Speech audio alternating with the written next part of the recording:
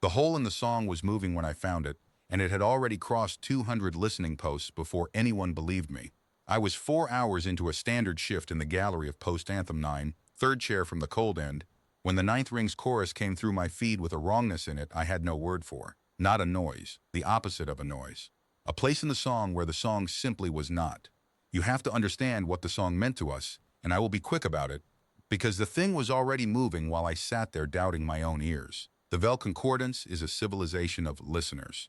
Every drive that has ever been certified to move through our space sings, a graviton wake, a voice print, as individual as a soul. 206 million drive songs in the ledger. Freighters moan, couriers whistle, warships of the interdiction roll their deep lawful thunder. The lattice, our web of listening posts, 41,000 of them strung across 9 rings of space. Here's all of it, every hour, forever. We do not watch our empire, we hear it. A ship without a song is not merely illegal under concordance audit law, it is blasphemy. It is a thing our doctrine says cannot exist, the way a shadow cannot exist without a light to cast it, and there it was on my feed. A shadow with no light anywhere near it. I ran the diagnostic 3 times before I touched the alarm. A dead channel reads flat, a smooth nothing, the silence of broken equipment. This was not flat, the song bent around it. Freighter songs 2 light hours out Dopplered normally, then dimmed as they passed behind a particular volume of empty space, then came back. Something with mass was occluding them. Something with enough mass to shoulder songs aside. And it was moving at 4/10 of light in a straight line, dead level across the grain of the ring, the way nothing natural moves. I flagged it to senior listener Olm Vasht, who had been hearing the 9th ring since before I was decanted, and he did what seniors do. He leaned over my station, pressed his secondary ear to the feed, and told me I had found a calibration shadow. Posts 11 through 40 are on the refit schedule, he said. You are hearing the seam between old ears and new ears. File it as a fault.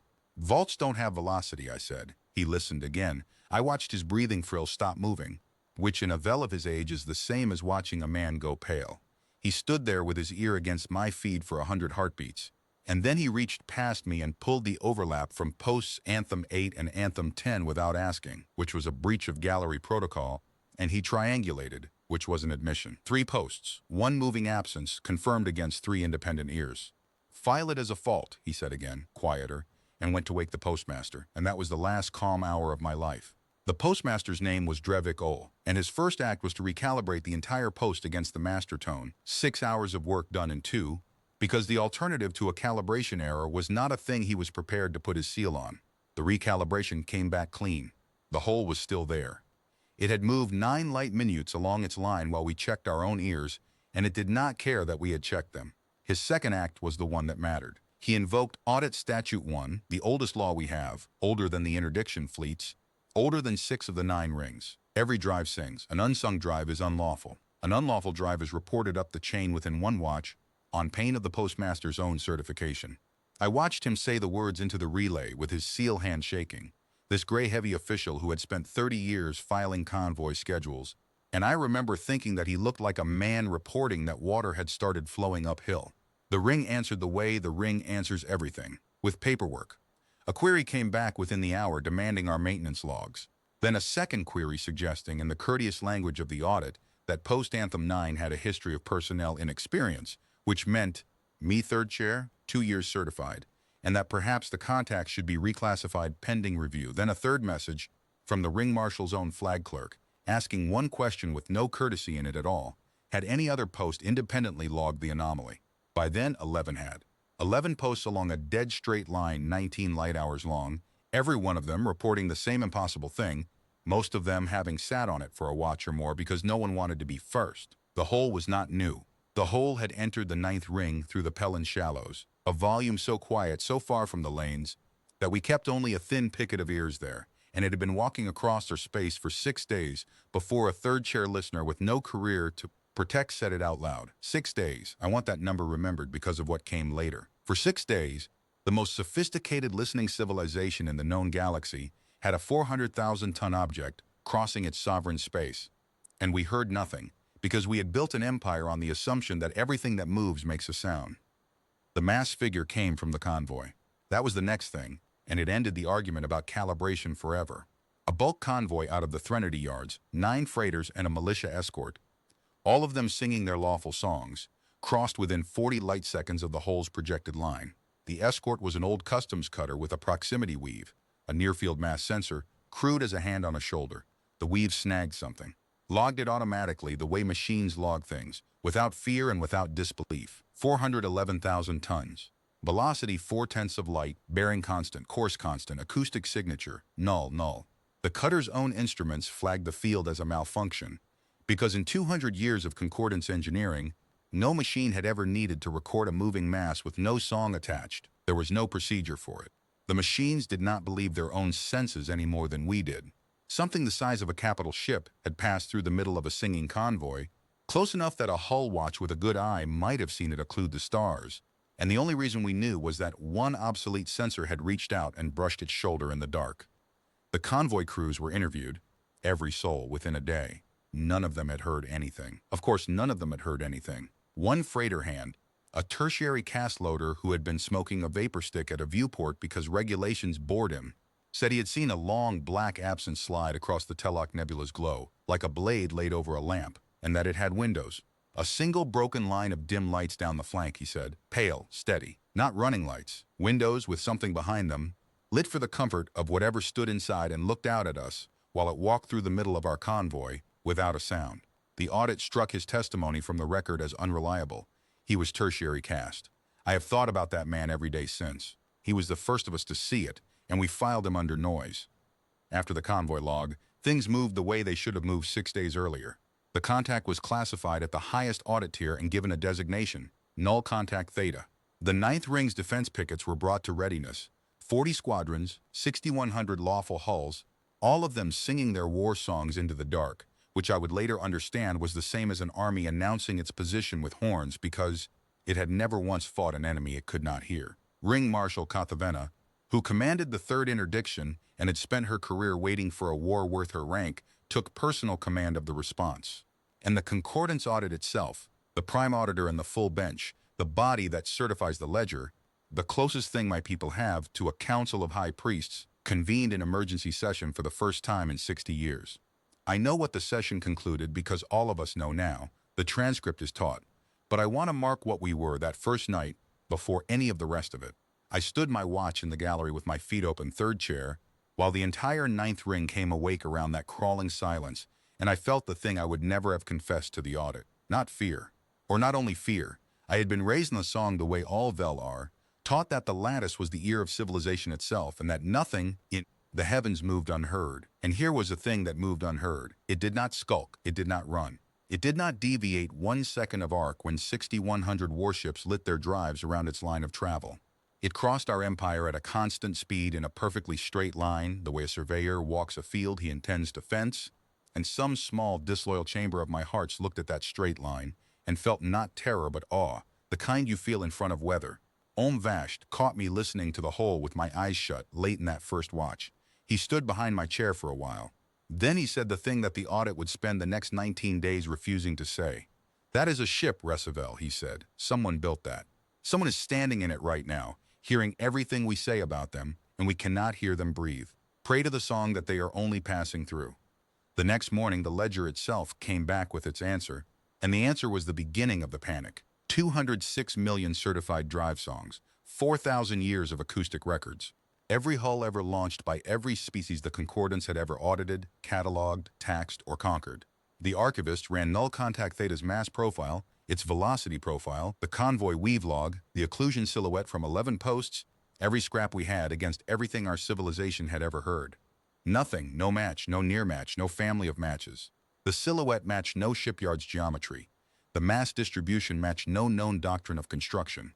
The drive matched nothing at all, because as far as the lattice was concerned, there was no drive. There was only a hole shaped like 411,000 tons, moving at relativistic speed in a straight line aimed at the heart of 9 rings. The audit had a category for unlawful ships. It had a category for hostile ships, for smuggler hulls with muffled engines, for the crude, baffled drives that pirates used in the shallows, which dull a song to a whisper and have never once defeated a first-grade ear.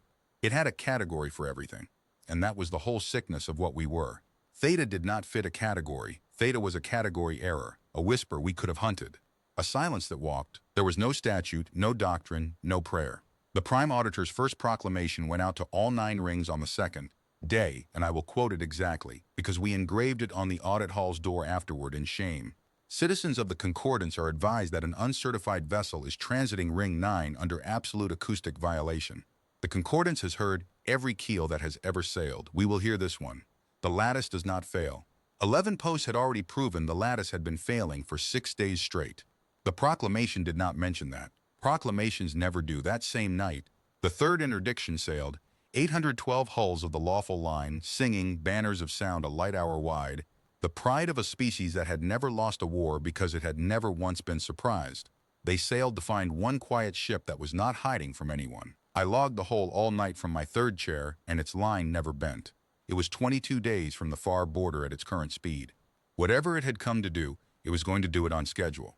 The third interdiction reached Theta's projected line on the fourth day and began the largest active sweep in Concordance history, and the sweep failed in a way that no Vel alive had ever seen a sweep fail. Understand the mechanics, because the mechanics are where the fear got in. A passive ear listens for a song. Theta had no song. Very well, Doctrine said go active. 812 hulls in a search lattice, 11 light minutes wide, hammering the volume with ranging pulses, each pulse a shaped shout that strikes a hull and comes home carrying the shape of what it touched. Active ranging has mapped every asteroid in 9 rings. It can find a corpse in a debris field. It can find a coin.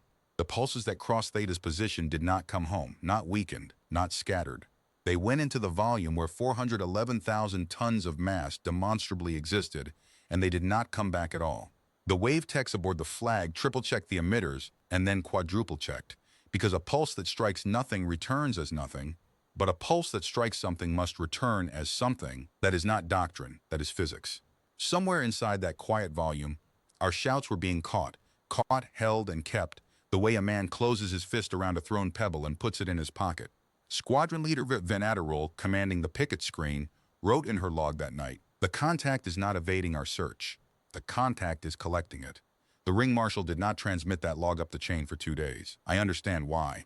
There are senses a career cannot survive saying first. It was Roll's screen that got the eyes on. The 5th day, a customs cutter named Lawful Tone, 400 tons, a crew of 9. The smallest hull in the formation was holding picket on the dark side Cinder Moon along Theta's line when the stars began to go out. Not many, a narrow band of them, low on the cutter's port quarter, occluding and reappearing in sequence the way a freight train eats a row of lamps. The cutter's commander, a customs officer of the 8th grade named Tev Orish, who had spent his entire career impounding undertaxed cargo, did the bravest or the most procedural thing I have ever heard of. He did not run. He drifted cold, killed his own song to a maintenance hum, and turned his optical array on the moving dark. The imagery from Lawful Tone is the most studied 40 seconds of optical record in the history of the Concordance. I have watched it perhaps 1,000 times. Everyone has. It came across the Cinder Moon's gray limb so that for 19 seconds we had it in silhouette, and the first thing every Vel says, the first time they see it, is that the proportions are wrong. We build our capital ships like instruments, because to us they are instruments. Flared, chambered, belled, hulls shaped to carry the war song forward like a threat. The human ship was shaped like none of that. It was long and low and dense, a dark wedge drawn out to a blade, no flare, no bell, no mast of horns. 2,100 meters by the occlusion math, which made it half again the length of our largest dreadnought, and it carried that length the way a weapon carries weight, all of it lying along one axis, all of it pointed where it was going. And it was old. That was the second thing, the thing nobody had imagined. The audit had assumed, in its arrogance, that a silent drive must be a prototype, some new species first clever, trick, fragile, untested, probably crewed by frightened pioneers. The hull that crossed the Cinder Moon was not a prototype of anything. Even in silhouette, even at that range, the optical text could read its skin. Plating over plating, scar shadow on scar shadow, long pale streaks of particle score down the flanks like gray hair, patched armor in mismatched panels whole generations apart in manufacture. Later, when the close imagery came, we would count the marks of 106 distinct impacts and burns, healed over, plated across, painted out. Whatever it was, it had been doing this for a very long time, in places where things hit back, and everything that had ever hit it was somewhere behind it, and it was still on course. Down the flank, exactly as the struck from the record freighter hand had testified, ran a single broken line of windows, dim, warm, steady. On a hull where nothing else showed light at all, someone had decided that the crew should be able to stand at glass and look out. I have heard 100 learned interpretations of those windows. I believe the simple one. They were not afraid of being seen. They had never been afraid of being seen. Seen was fine. Heard was what they had decided no one would ever be allowed, and between those two choices lay everything we did not yet understand about humanity. Tev Orish held his drift while 2 million tons of his own fear slid past his viewport at 11,000 kilometers, and he sent one tight beam squirt to the flag with the imagery, and then he did the thing that turned eyes on into nightmare. He pinged it. One ranging pulse, close aboard, point blank in acoustic terms, maybe to confirm the range, maybe because procedure demanded it, maybe because some part of him needed the universe to behave. The pulse crossed 11,000 kilometers and did not come back. And then, for the first and only time in the entire transit, the contact answered something. It sang the pulse back to him. His own ranging pulse, held for 9 full seconds, then returned down the exact reciprocal bearing, pitch perfect, unweakened, identical to the waveform his emitters had thrown except for one alteration. It came back at precisely half power. Not attenuated by distance or scatter, the wavetechs were unanimous and remain unanimous. Exactly. A value chosen by something that had caught his shout in the dark, examined it, computed a reply, and returned his own voice to him at half strength, the way you lower yourself to speak gently to a child. The Cutter's 9 crew heard their own ship's voice come out of a silent ship, and Tev Orish, 8th grade customs officer, impounder of cargo, wrote in his log the sentence that the whole concordance knows now, the sentence they could not strike from any record. It hears everything, it always heard everything. The silence is not deafness. The silence is manners. The flag reclassified Theta from uncertified vessel to capital unit, origin unknown, capability unknown within the hour. The 9th ring civilian lanes were closed, and the ledger archivists working through that night finally produced the only match they would ever produce. Not to the hull, not to the drive, but to a word. The optical enhancement of the bow had resolved a string of pale characters painted on the dark plating, characters from a species the concordance had met exactly twice, both times briefly, both times at the far edge of the spur, both encounters filed and forgotten 80 years prior under minor polities, non-tributary, human characters. The archivists matched the alphabet, but could not read the words, and so the audit hired down, as empires do. They found a spur trader broker species who carried human trade cant, and they paid for a translation of the name our enemy had painted on itself. And the translation came back in the middle of the emergency session, and the session went silent. The characters read, Cartographer 9, not a war name, not a threat name, not a god name, none of the names we paint on our own instruments of doctrine. A job description. The most heavily armored object ever recorded by concordance instruments, silent across 6 days and 4,000 listening posts, had a name that meant a person who draws maps, and a number that meant there were at least 8 others. I was promoted off the 3rd chair that same night, though promoted is the wrong word. I was requisitioned. The flag had a problem. The lattice could not track Theta, active ranging could not touch it, and the only consistent fixes anyone had produced had come from a handful of listeners scattered across the ring who had learned to do what I had done the first hour, to stop hunting for a song and start tracking the shape of the silence itself, the way you follow a man through tall grass by watching which stalks stop moving. It is not a talent. I have spent my life refusing to call it a talent. It is only a different question. Every ear in the concordance was asking, where is the sound? 11 of us had thought to ask, where is the quiet? And for that we were pulled out of our galleries by military writ and put aboard the ring marshal. S-own flagship, the Edict of Common Hearing, 1,100 meters of lawful thunder, where I, 2 years certified, 22 years old, never off station in my life, was given a couch on the flag deck itself and told to keep my ear on the hole in the world. The first time Ring Marshal Kotavena spoke to me, she asked how confident I was in my fixes. I told her the truth within a light second, updated every watch, so long as there was traffic singing somewhere behind it for the silence to occlude. She studied me with all 4 eyes, the way the old warcasts do, and then she said, and if it stops being silent, listener, what do you give me then? I said I did not understand the question. Silence was the whole problem. If it sang, the entire lattice would have it in an instant. That is what my wave officers tell me, she said. Here's what I keep asking them, and they keep not answering. A thing that can catch our voice and hand it back at half strength, perfectly, has demonstrated total command of sound as a medium. Total. We did not catch it being quiet, child. It is being quiet on purpose, with machinery beyond our certification, while crossing a civilization whose every weapon, every sensor, every doctrine, and every nerve is built on hearing. She turned back to her plot, 812 lawful songs burning across it, one black thread of nothing crawling through the middle. I have stopped asking what it is. I am asking what it is being polite about. I had no answer. There was no answer anywhere in the ledger. We were 19 days from finding out. The course extrapolation was finished on the 7th day, and it changed the nature of the panic because it proved the ship was not going anywhere. It was going through. Plot the line. The audit's own astrographers did to the second of arc. Cartographer 9 had entered concordance space through the Pellan shallows at the exact point where our picket coverage was thinnest, a gap any smuggler would have envied, except that smugglers find gaps by luck, and this entry was centered in hours to within a few light seconds, which meant the gap was known before the crossing began, which meant we had been surveyed already before we ever heard a thing. From the shallows, the line ran dead straight for 41 days of transit, through the 9th ring, through the 8th at its industrial heart, directly through the Threnody Gap, the fortified strait between the binary shoals where our shipyards and our choir seminaries and the audit hall itself orbit, and out the far frontier beyond the 3rd ring, into the unsurveyed dark on the other side of us. It was not an attack vector. Every war-cast officer said so at once, and they were right. No raider crosses the fortified heart of an empire at a constant, advertised velocity on a course you can predict to the meter 19 days in advance. It was not a trade route, not a migration, not a pilgrimage. The astrographers laid the line across the master charts, and an underclerk of the audit, history does not record which one, though I have always hoped it was someone from a 3rd chair, observed that the line passed within close survey range of 112 cataloged features of the lattice: relay nodes, master posts, choir seminaries, command junctions. The line was not aimed at our worlds, our fleets, or our wealth. It was aimed along our nervous system. It was a transect. The word is a surveyor's word. You walk a straight line through territory, and you record everything you can sense from that line, and when you have walked enough lines, you have not visited the territory. You own a map of it, which is better. Cartographer 9 was not crossing the concordance to get somewhere. The crossing was the somewhere. We were not in its way. We were the work. I felt the flag deck change the day that brief was read. Until then, the fear had been hot. Alarms, sailing orders, the rush of an empire flexing. After the transect brief, the fear went cold and specific.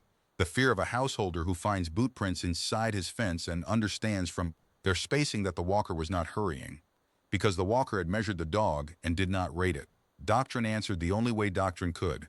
If we could not range it and could not match it in the ledger, we would listen to it with the holiest instruments we had. The choir went out. I had never seen a choir ship outside of festival broadcasts. There were 9 in commission, the concordance's sacred ears, hulls grown around living auditory organs the size of habitation blocks, tissue cultured over centuries, each one attended by a seminary crew of 4. The lattice hears traffic, a choir ship hears truth. They can read a hull's interior stresses off its song, count the crew by heartbeat, tell you what a captain had for his last meal by the chemistry of his ventilation hum. They are living gods of hearing, and the audit, in its desperation, sent 3 of them to drift along Theta's line at close station and listen to the silence with organs that had never once in 400 years failed to resolve a sound. The choirs took station on the 9th day at 1 light-minute matched velocity, opened their great organs, and heard for the first time in their existence, nothing. I have read the seminary logs. They are not military documents, and they were never meant for laymen, and they read like the records of a religious catastrophe because they are. A choir organ does not experience nothing the way an instrument does as a 0 on a scale. The organ is alive. It listens the way you and I exist, continuously, involuntarily. The logs describe organs straining into the dark and finding a silence that was not the absence of sound but a manufactured object. A silence with edges, a silence built and maintained at depth and density beyond anything in their canon. The 3rd choir's prelate commander described it best. 11 days before her seminary deconsecrated itself, we were sent to hear a ship. There is no ship to hear. There is a place where the universe has agreed to say nothing, and the agreement is 2,100 meters long, and it is intact at every frequency the organ knows, and beneath the agreement we can feel pressure. The silence is load-bearing. They are not making no sound. They are making silence actively, the way a drive makes thrust, and the reserve behind it is enormous, and I no longer wish to be this close. The 1st choir held station for 6 days and then reported something worse. The organ had adapted. Choir organs always adapt. It is their sanctity, and in adapting to the manufactured silence it had begun, at the very floor of its range, to resolve structure inside it. Not sound, the shape of withheld sound. Imagine pressing your hand flat against a sealed door and feeling, not hearing, the building on the other side, the size of its rooms, the weight of what is stored in them. The organ pressed against Cartographer 9's silence and felt mass after mass after mass of contained voice, drive voice, weapon voice, and a 3rd category the prelates refused to name in an official log, all of it banked, all of it idling, all of it held behind that smooth black quiet with a margin the organ could not find the bottom of. The first choir's final report, before it was ordered home for psychiatric rest, concluded with a single line of seminary cant that has since entered the common speech of 9 rings. The mountain is not absent. The mountain is holding its breath. That was the state of us on the 12th day. Our physics collected like pebbles in a pocket. Our holiest ears flinching off the hull of a thing with a clerk's name painted on its bow, when the prime auditor overrode the warcast and decided to talk to it. The hails went out on every band the ledger knew, in 40 languages of the certified species, in trade cant, in the mathematical handshakes reserved for first contact, even in the prayer tones of the choir, which had never been transmitted at an outsider in the history of the faith. The message was the same in every tongue, and it was, the song Forgive Us, an audit demand, identify your hull, present your certification, declare your origin and cargo, submit to inspection, or be interdicted under Statute 1. We demanded its paperwork. I stood my watch on the flag deck while my civilization, staring at a load-bearing silence the size of a mountain range, served it with a summons. There are days I can laugh about that. Not many. For 3 days, nothing. The line never bent, the speed never changed. 112 nodes of our nervous system fell behind it one by one, surveyed. Some of the bench began to argue that it could not hear us at all, that the silence ran both ways. And there was comfort in that theory, and it lasted 60 hours, until the 14th day, until the answer came, and the comfort died forever, because the answer did not come in on any of our hailing bands. It came in on the Lattice's own command channel, the sealed channel, the encrypted, certified, quadruple-keyed channel on which the audit speaks to its 41,000 posts.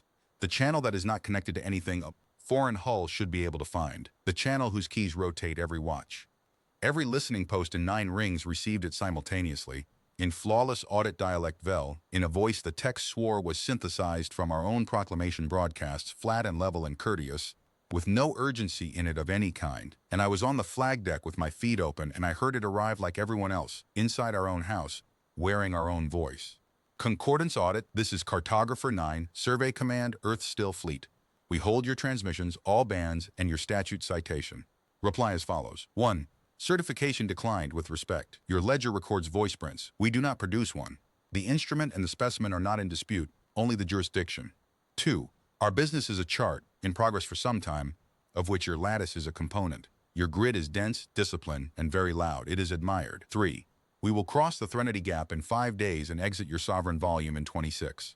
We will alter course for navigational hazard only. 4. An advisory, offered in good order. Your interdiction formations are converging on our line with live batteries, and we have cataloged the song of every hull among them, and we ask that you recall them because this vessel is presently being quiet, and it has been a long survey and the crew enjoys the quiet. Cartographer 9, clear. 41,000 posts logged it. 200 billion citizens heard it rebroadcast within a day, because a transmission like that cannot be contained, not even by us. I have listened to it more times than I have listened to my own mother's voice.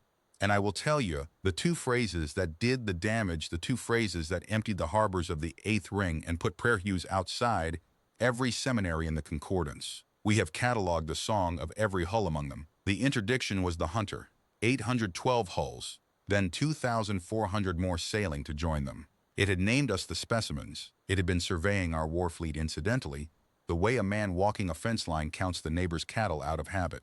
And the crew enjoys the quiet, not the stealth, not the concealment, the quiet.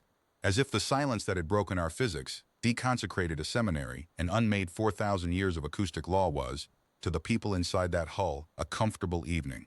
As if loudness, not silence, had only ever been the primitive condition, and somewhere out beyond the spur a species had finished with noise the way it had finished with stone tools, and what was crossing our empire was not a marvel of their engineering at all. It was their ordinary, their working ship, on a working day, with a clerk's name on the bow. Number 9. The audit bench did not adjourn that night. Neither did anyone else in 9 rings. Before the second interdiction sailed, the audit tried the law one more time, and the law came back changed. And I must put the inspection attempt into this record, because it was the gentlest thing that happened in the whole crossing, and it frightened bench more than the gap did. Audit Statute 1 provides for physical inspection of an uncertified hull. It had been invoked 9,000 times in 4,000 years, always the same way, an unarmed inspection cutter, white-hulled, singing the inspection tone that every species in 9 rings is treaty-bound to answer, closes to dock and puts auditors aboard. It is the most ordinary act my civilization performs. It is how we say you are within the law and the law is listening. On the 15th day, over the Warcasty's written objection, the bench dispatched Inspection Cutter 88 of the 8th Ring, unarmed, crew of 6, the same class of hull that boards grain barges, to fly out ahead of the household's line, take station upon it, and serve the oldest writ we have on the quietest thing the universe had ever shown us. I had the watch when the cutter made its approach, and I wanted understood that the crew of 88 were not heroes in the way the broadcast later made them. They were 6 career inspectors who had boarded 1,100 hulls between them, and their approach log is the flattest document in the whole archive of the crossing. Right up to the moment their drive song touched the edge of the silence and ended, not died. Ended the way the torpedo songs would later end, except softly by degrees over 4 seconds. The log shows the cutter's own engineers staring at green boards, while the universe outside stopped carrying their voice. The cutter's drive ran perfectly. Thrust normal, power normal, every instrument aboard content, and no song going out, nothing for the lattice to hold, 6 Vel in a white hull experiencing what no Vel had ever experienced, their own silence. They had been taken inside it. The household had not stopped them, had not warned them off, had not acknowledged them at all. It had simply widened the sleeve and let the law come aboard the quiet. And for 51 minutes, while the bench held its breath and the ring marshal staff stood over my couch asking me every 30 seconds where the cutter was, and I told them the truth. Inside with them, I cannot hear it. No one will ever hear it again until they choose. Inspection Cutter 88 flew formation with the household of Earth's still fleet, closer to a human hull than any instrument of ours would ever again be permitted, and saw what there was to see. The crew's debriefs agree on all of it. The escorts held station so perfectly the cutter's navigator thought her sensors had frozen. The great hull's flank rose past their viewports like a coastline, plating older than some of our rings, scars older than the inspector's grandmothers, and that one warm and hurried line of windows, behind which, at a range of 400 meters, the senior inspector of the 8th Ring testifies that she saw a human being. 1. Standing at the glass with a drinking vessel in its hand, watching her cutter the way you watch Whether You Like. It raised the vessel to them.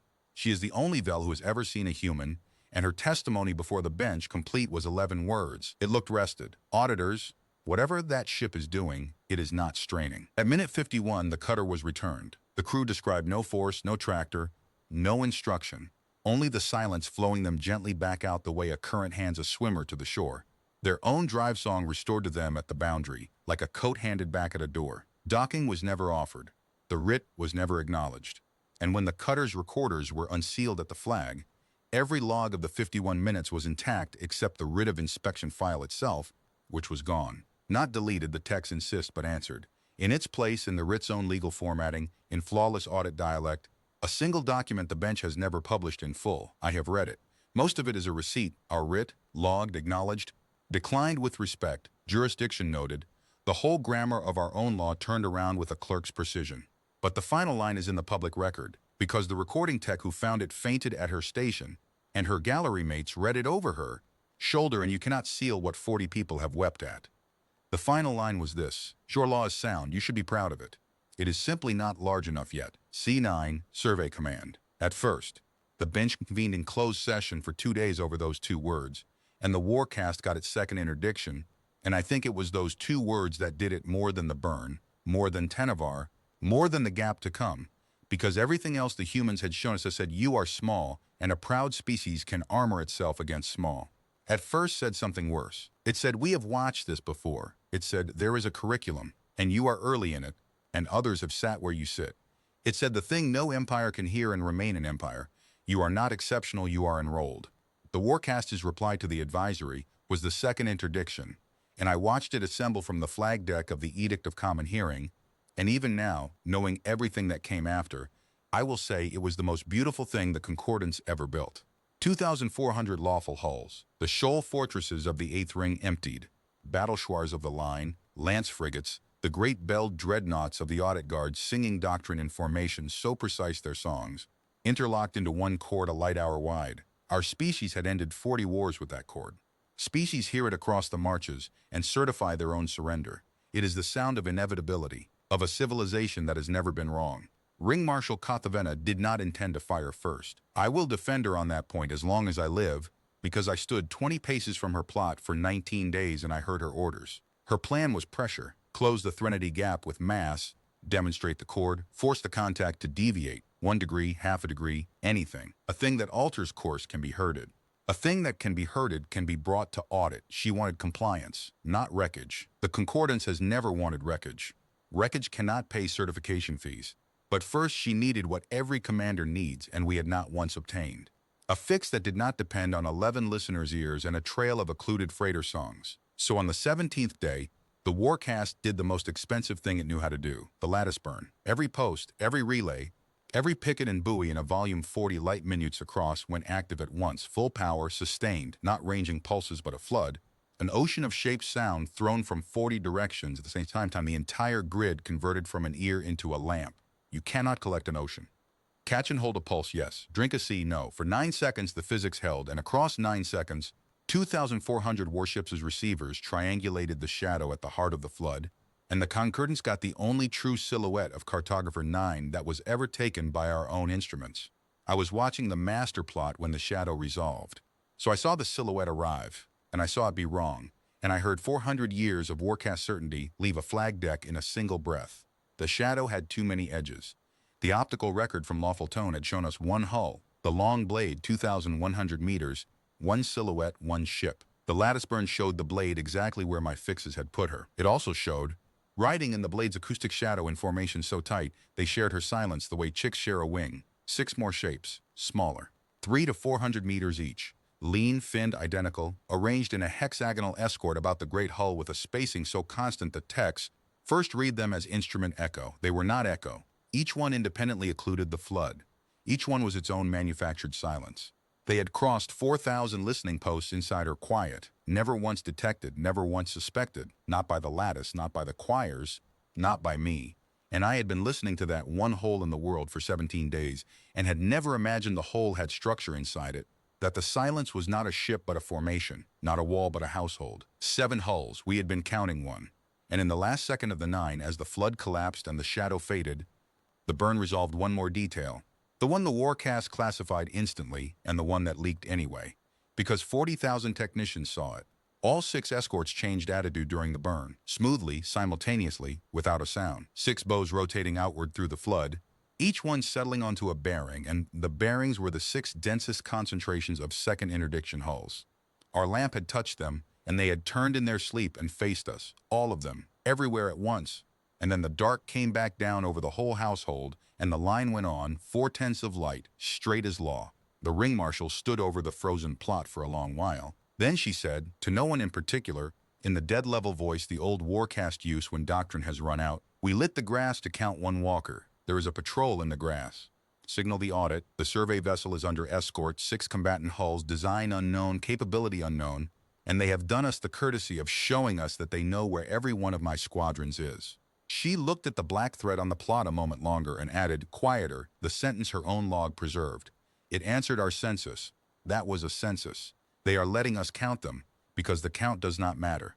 2 watches later, Squadron 41 of the Audit Guard fired on Cartographer 9 without orders, and the Concordance learned what our weapons were worth.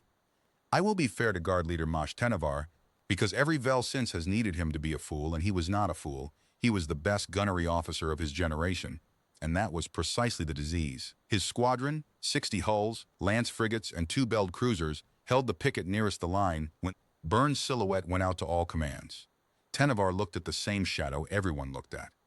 But he had spent 30 years putting lances into target hulls at ranges no one else could shoot, and what he saw was not a household of silences. What he saw was a fix. The first fix. Coordinates with a confidence interval, on a thing that had made his civilization feel small for 17 days. His battle log is public record now. The audit published it as both indictment and epitaph. The last grammatical entry reads, Delax states an unlawful hull that refuses audit may be interdicted by force. It is on my plot. I can reach it. If it bleeds, it certifies, and all 9 rings sleep tonight. The song hates a silence. So do I. Squadron 41 emptied its racks at extreme range. 180 Hunter torpedoes, our finest acoustic seekers, each one a singing predator that runs down its prey by voice print and has never in 2 centuries of war been successfully dilcocoid, followed by the squadron's full lance battery the moment the spread was away. The torpedoes went out singing. The whole flag deck heard them go. 60 war songs and 180 hunting songs all at once.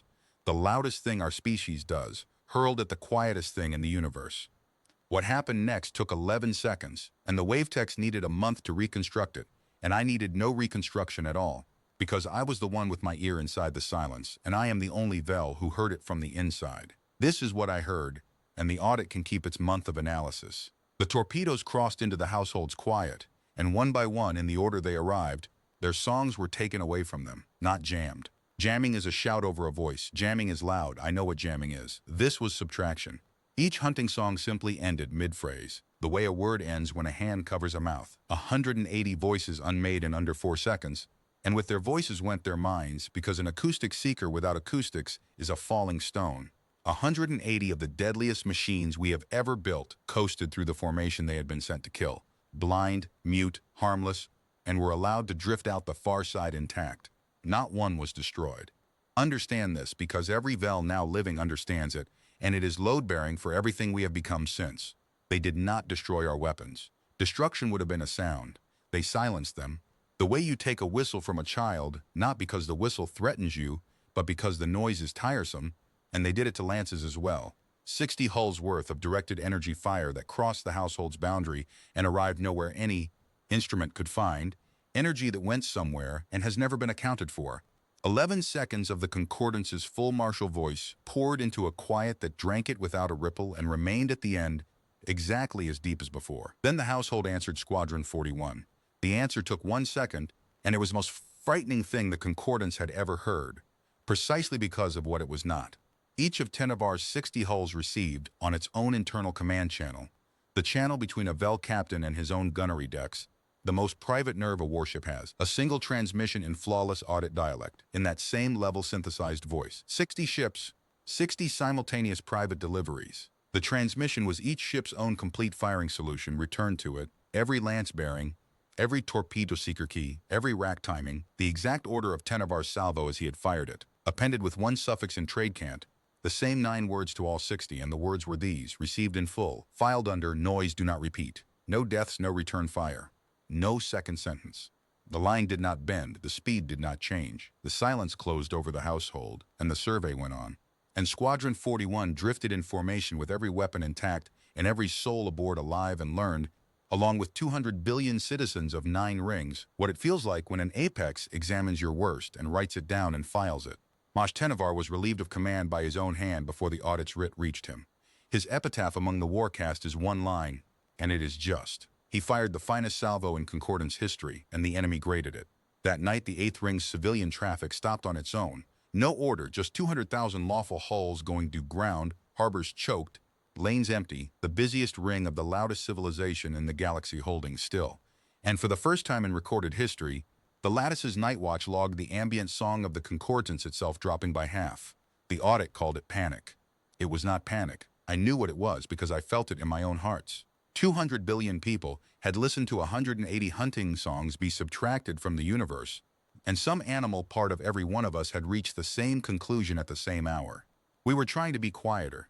We had met something that the wholesome could not touch, and our species' first instinct, older than doctrine, older than the ledger, was the instinct of the small thing in the grass when the shadow crosses the sun. Be still, be silent.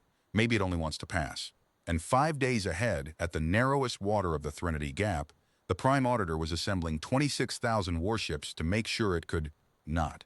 The order that assembled the Grand Interdiction was not a military order. I want history to be precise about this, because the Warcast has carried the blame for 2 generations, and the Warcast argued against it to the last hour. The order was a religious one.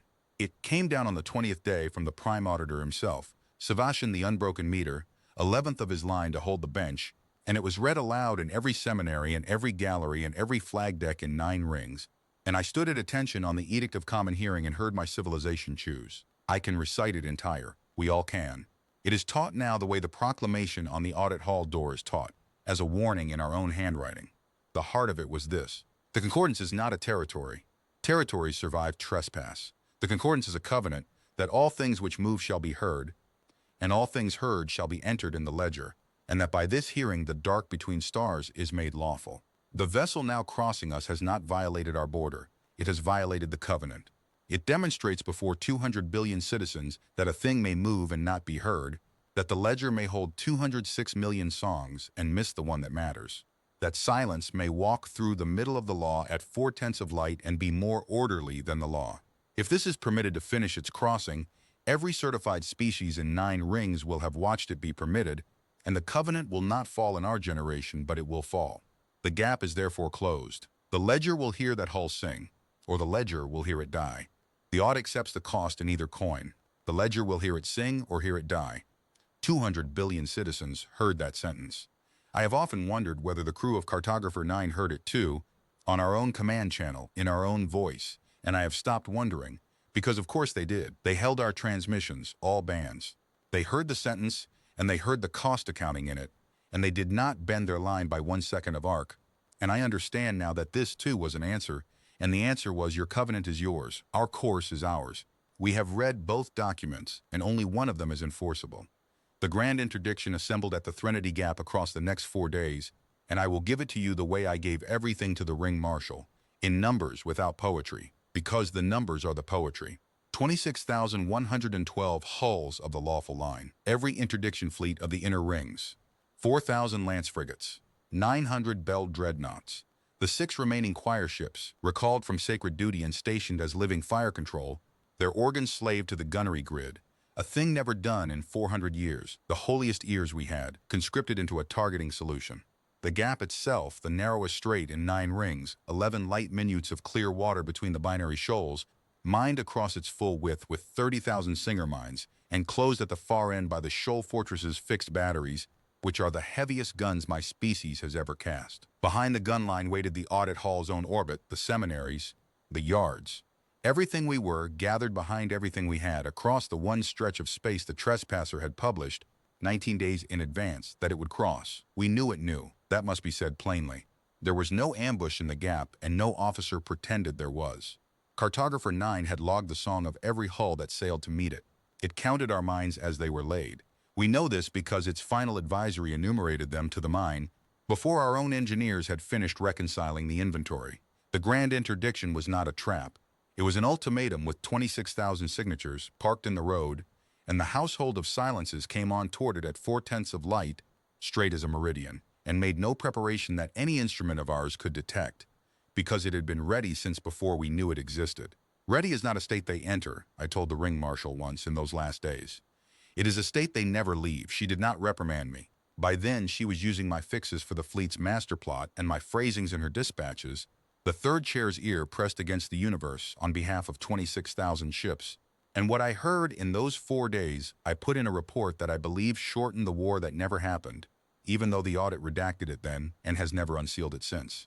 I will state here what my report said. I am old now, and the seal is the audit's problem, not mine. I had lived inside that silence for 24 days, closer than the choirs, closer than anyone, not because my ear was holier, but because my question was different.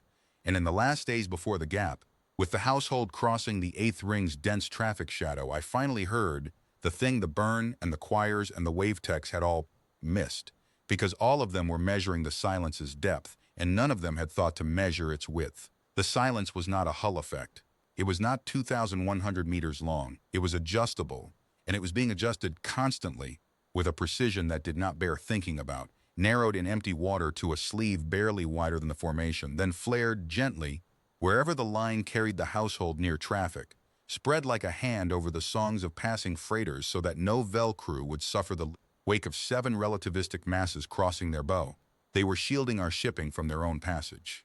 26,000 guns were assembling to kill them, and the household trimmed its silence every hour of every day so that civilian crews it would never meet were not frightened or harmed by its crossing. I logged 41 such adjustments in 4 days. The last was for a seminary school barge carrying children to choir trials, 2 light minutes off the line. The silence folded itself around that barge's song so carefully, so deliberately, that the children's choir practice, I could hear it, thin and bright at the edge of my feed, never wavered on a single note. That was what was walking toward our guns. My report concluded with the only tactical assessment I have ever written. The contact silence is not armor and is not stealth. It is courtesy, maintained at unknown cost, extended to a polity that has fired on it once already. Recommend with all force available to a listener 3rd grade, do not convert their courtesy into a question, because everything we have seen for 24 days indicates that the answer is prepared, and that the answer is also, in their grammar, Going to be polite, and I no longer believe our civilization can survive their politeness. The audit read it, sealed it, and ordered the gap held.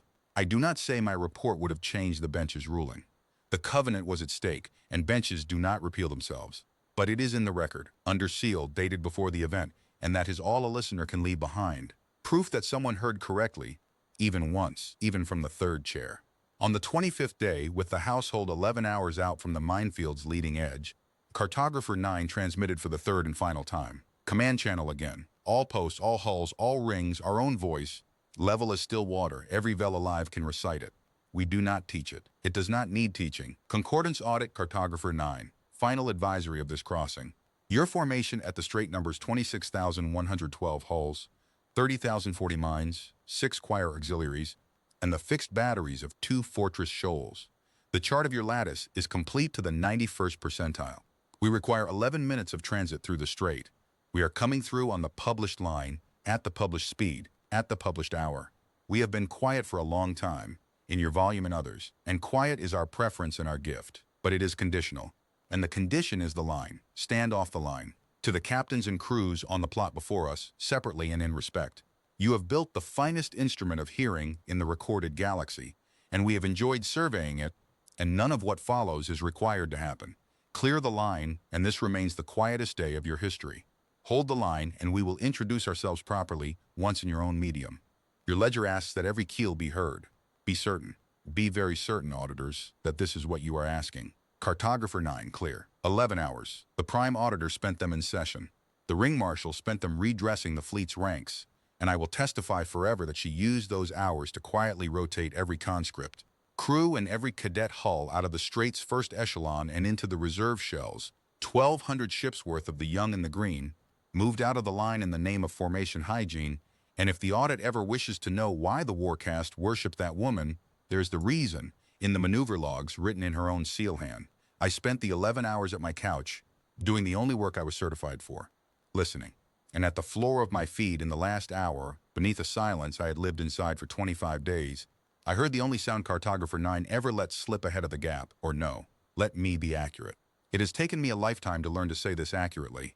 I did not hear a sound. I heard the silence change key, the household's quiet, which had stood at one constant unfathomable depth across 9 rings of space, deepened, smoothly, enormously, the way a breath deepens before work. The courtesy was being banked. The sleeve was drawing in tight around the 7 hulls. Every reserve of that vast machinery of stillness was being gathered in and wound, and the choirs felt it too. All 6 organs flinched at once. 11 light minutes apart, and the seminary logs marked the moment with the same phrase mine does, the old phrase, the only phrase. The mountain drew breath. 26,112 hulls held the line. The song Help Us, we were so proud of that. The household entered the strait at the published hour, to the second. Of course, to the second. The whole crossing had been a demonstration of a civilization that does not estimate, and the last 11 minutes of it began like a timetable and ended like scripture, and I was on the flag deck of the Edict of Common Hearing, 4 light minutes off the line in the second echelon, with my feed open, for all of it, the minefield spoke first. 30,000 singer mines, woven across 11 light minutes of water, each one a sleeping voice keyed to scream and converge on any uncertified song, and the household crossed the field's leading edge in silence, and the field, which had never in its doctrinal life been asked to find a quiet thing, heard exactly what the lattice had heard for 25 days. Nothing. We watched the black thread of my fix crawl into the thickest sown water of the gap, and 30,000 of the most sensitive autonomous ears ever grown slept on, undisturbed, while 7 relativistic masses threaded their lanes like a draft through a sleeping house. Not one mind woke. The field might as well have been sown against ghosts. The prime auditor gave the order at 1 minute past entry. It is on the record, his own voice. Steady. All commands. The covenant is the hearing of all things. Make it sing. 26,000 ships fired together. I will not dress this. It was the heaviest coordinated volley in the history of our species, and I believe of this arm of the galaxy. The full lance batteries of the line, 900 dreadnoughts belled main guns, the Fortress Shoals fixed cannon, the second wave of torpedoes already away behind the light, a single synchronized act of violence with 6 living choirs threading the fire control, every gun in the strait laid on a fix that all 6 holy organs and 1/3 chair listener agreed upon to within a half-second of arc. The water of the gap turned white with our voice. The song of that salvo registered on listening posts in the second ring, 40 days sail away. There are no excuses to be made about aim, about coordination, about resolve. We were perfect. I require history to record that we were perfect because of what the perfection bought. The volley crossed the line and found nothing, not shields, not armor catching fire and shrugging. Nothing. The fire arrived where every instrument we owned swore the household was, and the household was not there. And the lances poured through empty water into the far shoals, and the torpedo waves went hunting through the middle of a formation they could not perceive and out the other side. The reconstruction took the audit a year, and the conclusion fits in one line of my own report, the unsealed one, the one they could not suppress, because 40,000 gunnery techs reached it independently within a week. You cannot range what you cannot hear, and every fix we had ever taken, the lattices, the burns, the choirs, mine, every fix had been issued to us. The silence had edges because the silence chose its edges. For 25 days, the household had let us know exactly where it was, to the meter, the way you let a child win at stones, and in the 1 minute it finally mattered, it took its position back. The truth, the techs agreed, is that the 7 hulls were never more than a few hundred meters from where we aimed. A few hundred meters, at 11 light minutes, chosen fresh each second by machinery that heard our fire control conversing, heard our capacitors charging, heard the firing keys close, and stepped unhurried out of the bullet's path before the bullet was born. We did not miss. We were dismissed. 60 seconds of white water. The guns fell silent to recharge, all of them the way guns do, and into that one synchronized indrawn breath of 26,000 ships. Into the first true quiet our fleet had made in 25 days. Cartographer 9, for the first time in the crossing, in our space, perhaps in our century, opened its voice. The drive spoke. I have spent my life since trying to build the sentence that holds what came out of that ship, and I will give you the nearest I have come. It was one note. It was not loud. That is the thing no one believes, and I was there, and my instruments confirm it. Measured at source, the drive voice of Cartographer 9 was quieter than a freighter's idle hum. Loud was never their medium, precision was. The note came out of the heart of the household, shaped the way their silence had been shaped, fitted to its hearers, and its hearers were us. All of us, everything in 9 rings that had ever been built or born to listen. The note went into our medium the way their hull had gone through our space, without resistance, without waste, claiming everything. And our own instruments seized it, and our own amplifiers raised it, and our own sacred organs embraced it, because every ear in the concordance, grown, cast, or trained, had been engineered for 4,000 years on one assumption, that hearing more is always better, that the song is to be amplified, that no signal would ever arrive that the listener could not afford to receive. The note arrived, and the concordance heard it with everything it had, and that was the weapon. There was no other weapon. They never fired one. Our covenant fired it for them. The 6 choir ships died first, died as instruments. Their crews, the humans, were careful, the unbearable care of it, their crews lived. The great organs took the note at full sanctity, resolved within it more structure than any organ had ever been offered, reached for the bottom of it as organs must, and the note had no bottom, and one by one, 11 light minutes apart, in the same second, the 6 holiest ears of my civilization overloaded and burned out their living tissue and went silent forever. 400 years of grown hearing, the cathedral senses of an entire faith, gone between one heartbeat and the next, and aboard each seminary, 400 attendants felt their God stop listening. The gunnery grid went next. 26,000 fire control systems, all of them acoustic at the root, all of them slave to feeds that were faithfully delivering the note at maximum amplification. Every firing solution in the strait dissolved at once. Into one note repeated, every targeting array singing the same single value on every channel, which is mathematically the same as singing nothing. The second volley, charged and laid, was never fired. There was nothing left to lay it with. In 4 seconds, the heaviest gun line ever assembled became 26,000 sealed metal buildings full of crews listening to one note. Then the hulls that had fired in the first volley, and only the hulls that had fired. The audit confirmed it ship by ship, and the confirmation broke something in the bench forever. Felt the note find them, individually, by the voice prints of their own salvo, which the household had caught, filed, and now returned. Tev Orish's pebble, given back at half power, had been the lesson, and we had not learned it. 1,906 ships had discharged weapons into the household's line. 1,906 ships now received their own gun songs back, perfectly inverted, driven through their own open and amplifying receivers into keels built around the doctrine of resonance, and a warship of the lawful line is a bell. It is built to ring. Our shipwright spent 40 generations making certain every hull could carry the war chord, and each of those 1,906 bells was rung once in reverse at its own founding frequency. Spines cracked. Bells shattered in their housings. Drive chambers shook themselves loose of their mounts. Not one ship was struck by anything that crossed space to strike it. They were unmade from inside their own voices, disarmed and dismasted and left whole enough to hold air because even the reply was calibrated, hull by hull, to break the weapon and keep the crew.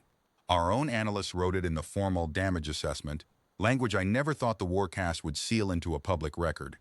Enemy fire discipline was such that lethality appears to have been declined, on a per-hull basis. We lost 19,906 keels and under 300 lives, and the lives were lost to our own secondary accidents. They were never aiming at us. They were aiming at our aim. 11 minutes, entry to exit. The published transit time.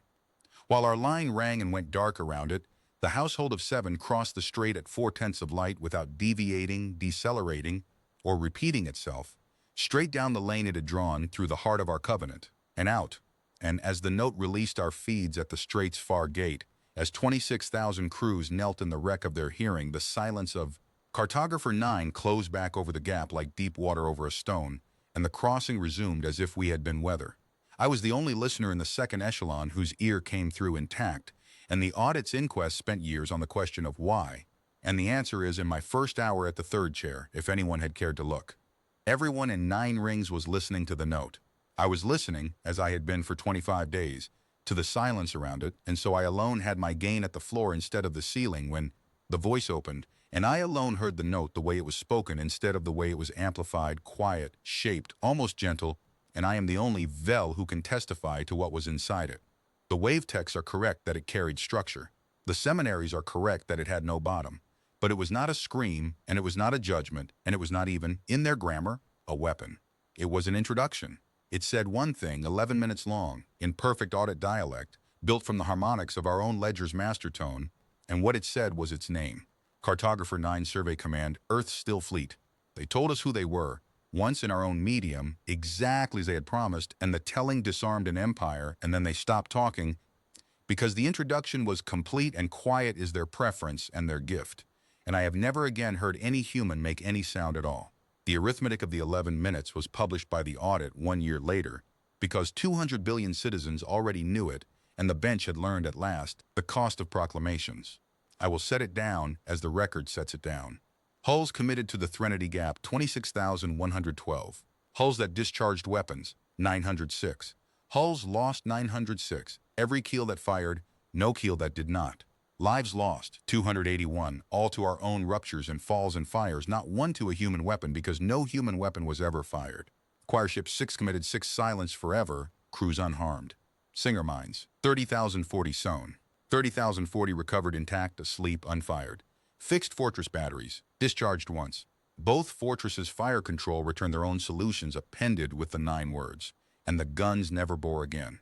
Damage inflicted upon the household of Cartographer 9 as assessed by every surviving instrument of the grandest listening apparatus in the recorded galaxy, none. None. The word sits in the official record in the auditor's own script, and beneath it the inquest added the sentence that finished the old concordance as surely as the note finished the gun line. At no point in the 11 minutes does the evidence indicate that the contact regarded the engagement as a battle. The instruments agree. We were not fought. We were annotated, and the lattice, the ear of civilization, the covenant-made hardware, was deaf across 9 rings, not destroyed. I am past the age of dressing things, so spared. The note had propagated down every relay, through every post, into every groan and cast receiver from the gap to the frontier, and everywhere it traveled it had done precisely what it did to the gun line, overloaded the amplification stages that our doctrine had spent 4,000 years making as sensitive, as trusting, as theologically incapable of refusing a signal as hearing could be made. 41,000 posts sat intact in the dark with their ears burned, every chassis whole, every crew alive, every sense gone. The concordance had not been conquered. It had been put down for a rest it had refused to take. The whole empire's hearing switched off by one ship that had measured exactly how much listening we could survive. And for 40 days, while the text regrew and recalibrated and recertified ring by ring, the loudest civilization in the galaxy lived the way every other species had always lived. Blind in the dark water, unable to hear its own house, alone with the sky. I will tell you what my people did in the 40 deaf days, because no chronicle bothers with it, and it is the only part of this story that belongs to us with any honor. We did not riot, we did not fall on each other. 200 billion Vel woke into silence, the first total silence of our species' adult life, and after the terror passed, which it did, faster than the seminaries feared, something older than the Covenant stood up in us.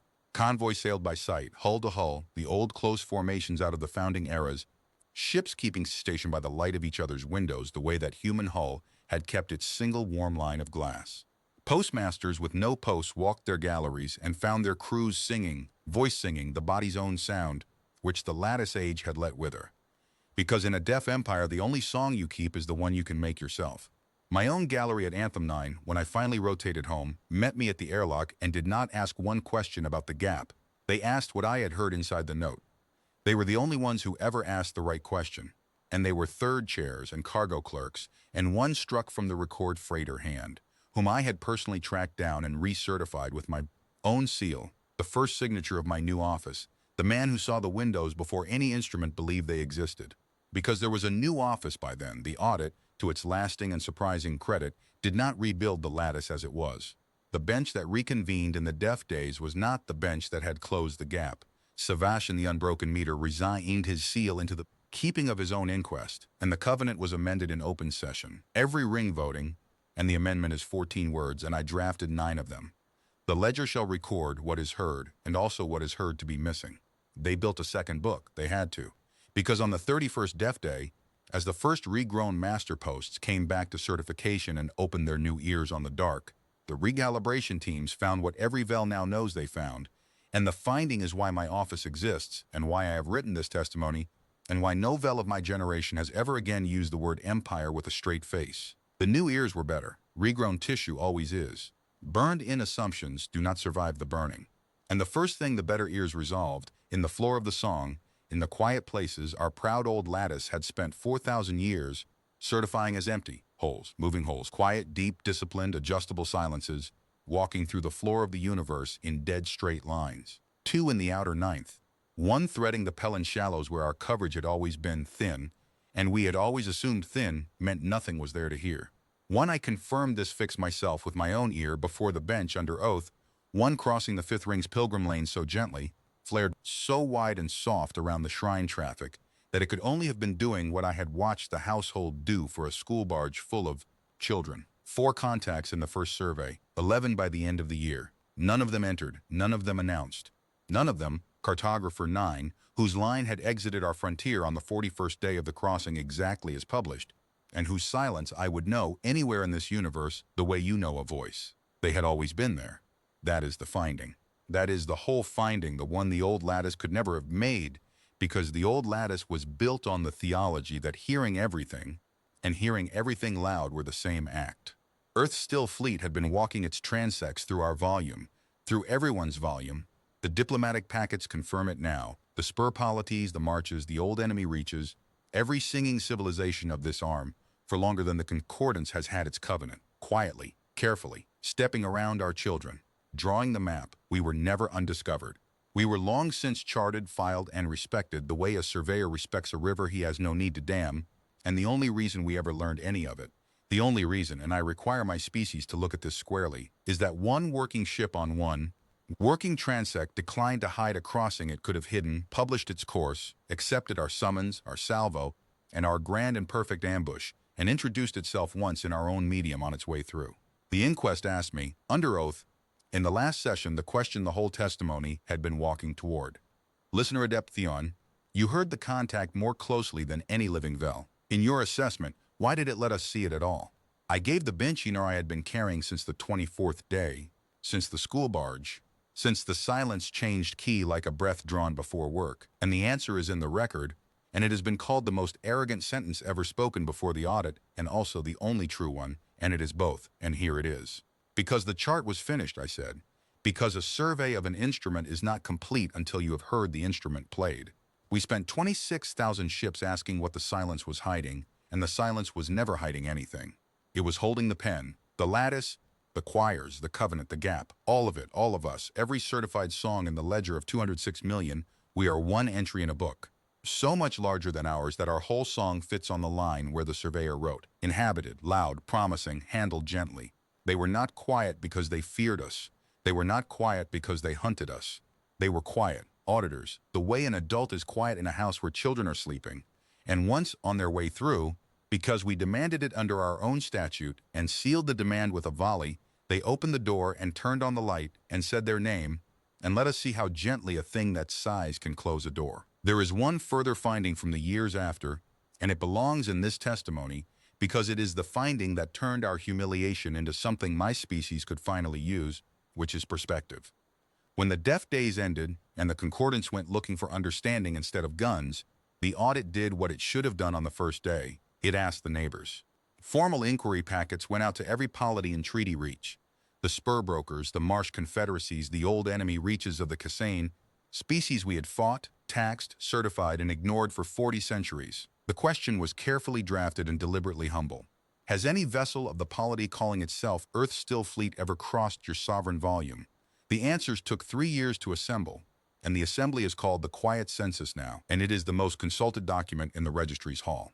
Every polity answered yes, every one. The Kassane, who have hated us politely for 2,000 years, attached their own acoustic archives, and a note that I am told contained the only joke in the diplomatic history of our two species. You as well then. We had wondered when. Their death day had come 400 years before ours. A survey ship, a published line, a refusal to yield, an introduction in their own medium, which for the Kassane is not sound but light, and a fleet's targeting systems returned to it with a courteous suffix. The marsh confederacies had never fired at all. Their crossing had been so quiet they only identified it afterward in their records. From our description, a hole, walking a dead straight line, flaring gently around their nurseries. The spur brokers, oldest traders in this arm, sent one sentence and an invoice for the translation. The Still Fleet has been charting the spur since before our ancestors kept records. They are why our ancestors began keeping records, species by species, archive by archive. The census assembled the true shape of the last several thousand years, and the shape is this. Every civilization in this arm of the galaxy has had its crossing. Everyone received it at a different moment in its growth, some early and softly, some late and loudly, and the correlation the registry's analysts found is the one I had already heard with my own ear at the Threnody Gap. The volume of the introduction is set by the recipient. The fleets that stood aside got silence and never knew their good fortune. The fleets that fired got their own voices handed back, once calibrated, and were left standing in the wreck of their certainty with their crews alive. There is no recorded crossing anywhere, in anyone's archive, in which a human vessel fired first, raised its voice first, or took a single life that the recipient's own salvo had not insisted upon. And there is no recorded crossing. This is the line every Vel child now learns before they learn the covenant, in which the survey was stopped. Not slowed, not bent, not bargained down. 26,112 hulls at the narrowest strait of the loudest empire in the arms stand, in the census as the largest attempt ever made, and the census entry for our attempt, drafted by Kassane archivists with what I choose to believe was sympathy, reads in its entirety, standard outcome. 11 minutes. We were not even their hardest day. We were a Tuesday on a long survey, one entry in a program older than our covenant, executed by ship number 9 of a fleet whose size no polity in the census has ever established, because the only ships anyone has ever counted are the ones that were, on that crossing, assigned to be heard. The registry keeps a copy of the census beside the second book, and on the nights when a new contact crosses the floor of our space and some young listener comes to my door with their gains shaking, I sit them down in front of both volumes and I tell them what 62 years have taught me to tell them, and it is the closest thing to comfort that honest hearing allows. The dark is not empty, and it is not hunting you. It is administered. It has been administered gently by something that learned quiet before anyone now alive learned anything, and the proof of its administration is that you are here to be frightened of it. Your shrine lanes unrobbed, your nurseries flared around, your children asleep under a sky that something walks every night without ever once raising its voice. We mistook silence for absence and paid 1906 keels for the error. Do not now make the second error and mistake it for menace. It is neither. It is the sound of someone very large being very careful, forever, and the day you finally hear it for what it is, you will do what I did at the Gap, what the bench did in the deaf days, what every species in the census did in its turn. You will lower your own voice, not from fear, from recognition. There is one more transmission to enter into this testimony, and then I am done, and the record can close. On the 41st day of the crossing, at the published hour, Cartographer 9 reached the far frontier of the third ring and went off the edge of every chart we own, and as the household crossed the boundary of our sovereign volume to the second, by the frontier post clocks, which were among the first recertified, and which I do not believe was a coincidence, because they meant us to be able to hear them keep their word. It spoke into our command channel for the last time. 4 sentences. I have saved them for the end because we received them at the end, and because my whole species has spent 2 generations learning to carry them, and because any Vel who tells you they have finished carrying them is lying. Concordance audit. Cartographer 9. Chart complete. Your volume is concluded, and your hospitality is entered in the survey record, all of it. A note for your new ledger offered in respect. This survey began before your bench certified its first drive, and you heard 9 because 9 was, on this crossing, the one assigned to be heard. Mind the quiet neighbors. Auditors, you have more of them than you have songs, and keep the noise down. Cartographer 9, clear. You heard 9 because 9 was the one assigned to be heard. The audit's linguists spent a decade on those words, and every reading they have produced says the same thing in different degrees of fear. The crossing was not a survey that went loud by accident. The crossing was the introduction, scheduled, assigned, executed by a fleet that does everything on a timetable, including the moment a young, loud civilization is permitted to learn that the dark around has been full and patient and polite since before that civilization could hear it all. Somewhere in Survey Command's books, beside whatever they file instead of our 206 million songs, there is an entry that reads, Vel Concordance, notified. 1 working ship was assigned to carry the message through the middle of our guns, and it did, and it never once raised its voice. And the message was not the note, and was not the gap, and was not the 1906 broken keels. The message was the manner. Anyone can be loud at you. Power is what gets to choose every hour of every day to be quiet, and the still fleet has been choosing it in everyone's sky for longer than our covenant has existed. That was 62 years ago. I am old now, the way Om Vasht was old when he stood behind my chair and told me to pray they were only passing through. He did not live to see the second book, but his name is in its frontispiece, because his sentence was the first true thing any of us said about humanity. And we have it now in his own log hand, under glass, in the hall of the office I built. Someone is standing in it right now, hearing everything we say about them, and we cannot hear them breathe. The office is called the Registry of Silences. I have kept it for 40 years. We are not large. 900 listeners across 9 rings, most of them young, all of them chosen for the disqualifying habit the old lattice used to write up in performance reviews. They ask, where is the quiet? We do not track ships, we track absences. We log every load-bearing silence that crosses certified space, its width, its depth, its courtesy, and courtesy is a technical term in my registry. I wrote the metric myself. It is measured in how wide a silence flares around a school barge, and we file them, and we never, under the amended covenant, interfere with one. The count, the night I write this, stands at 117 distinct contacts logged since the deaf days, 117 quiet neighbors, walking their lines through our floor of the universe, stepping around our children, drawing their charts of whatever it is that civilizations like ours are still too loud to hear. The old lattice heard 206 million songs and missed all of them. My registry has never heard anything at all, and we are the only honest instrument my species has ever built. The young listeners ask me, every intake season, the question I ask the dark for 25 days from a couch on the Edict of Common Hearing. They ask what humanity wants. And I give them the only answer 62 years has produced, the answer of the windows and the school barge and the halved pulse and the 9 words and the 281 dead who were all killed by our own falling fixtures and not one of them by earth. I do not know what they want. No one who has only heard a surveyor walk his line knows what the surveyor wants. I know only what they have because I heard it once from the floor of a silence 11 light minutes wide. They have the map. They have had the map since before we had the ledger. And a species that holds the map of everyone and the means to silence anyone and chooses every hour in every sky for longer than our recorded history to spend that power on stepping around freighters and sparing the crews of the guns that fire on it is not a species you defend against. It is a species you hope is exactly what it appears to be, because if it is, the galaxy has been in better hands than ours since before we learned to listen, and if it is not, there was never anything any of us could have done, and either way the doctrine is the same, and the doctrine is one word, and the word is the last entry I will ever make in anyone's ledger. Hush. Some nights when the registry is empty and the new lattice is murmuring its smaller, humbler song, I open my old feed. They let me keep the couch settings, 3rd chair's privilege, 40 years senior, and I drop my gain to the floor of the universe, and I listen the way I listened when I was 22 and nobody believed me. Out past the 9th ring, in the unsurveyed dark beyond the line where our charts end and theirs continue, there is a silence I would know anywhere. It is 2,100 meters long. It is deeper than the choir's God. It flares sometimes gently, around things too far away for me to resolve, and then draws tight and walks on dead straight. At 4/10 of light, the way a surveyor walks a field he has owned so long he no longer needs to look down at the chain. We were the great ear of this arm of the galaxy. We heard every keel that ever sailed, and we entered every song in the ledger, and we never once heard the only fleet that mattered, because it had finished with noise before our species drew its first breath.